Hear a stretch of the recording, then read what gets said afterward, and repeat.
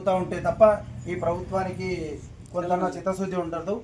ఎందుకంటే ఎమ్మెల్యే గారైనా ఇంకొకరైనా కూడా మొన్న కూడా చెప్పాను నేను, వాళ్ళు ఎంతసేపు ఉన్నా వాళ్ళ కార్యకర్తలు ఎంతసేపు ఉన్నా కూడా ఇక్కడ నాయకులు ఎంతసేపు ఉన్నా దోచుకున్నది ఎలా దాచుకోవాలనో ఆలోచనలో పడ్డారు తప్ప ప్రజలకు ఏదో న్యాయం చేద్దాం, ప్రజలకు ఓట్లు వేశారు మనల్ని గుర్తించి ప్రజల సమస్యలు తీరుద్దామనే ఆలోచన ఎప్పుడు కూడా ఉండదు.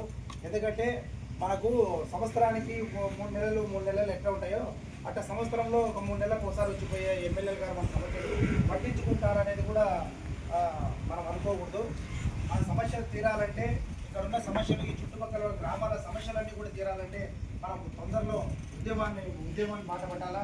ఆ భవిష్యత్తు కార్యాచరణ కోసం అన్నగారు రామ్మోహన్ రెడ్డి అన్న, అలాగే దీంట్లో కమిటీ సభ్యులు ఎవరైనా కానీ ఏ నిర్ణయం తీసుకుంటే ఆ నిర్ణయానికి మేమంతా కూడా కట్టుబడి ఆ యొక్క కార్యక్రమంలో పాల్గొని మా వంతు సహాయ సహకారాలు అందిస్తామని చెప్పేసి ఈ సభాముఖంగా తెలియజేసుకుంటూ సెలవు తీసుకుంటున్నాం.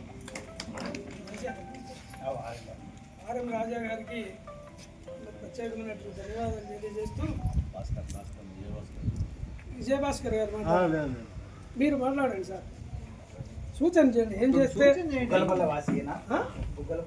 అంతా బాధితులే, మేము ముగ్గురం తప్ప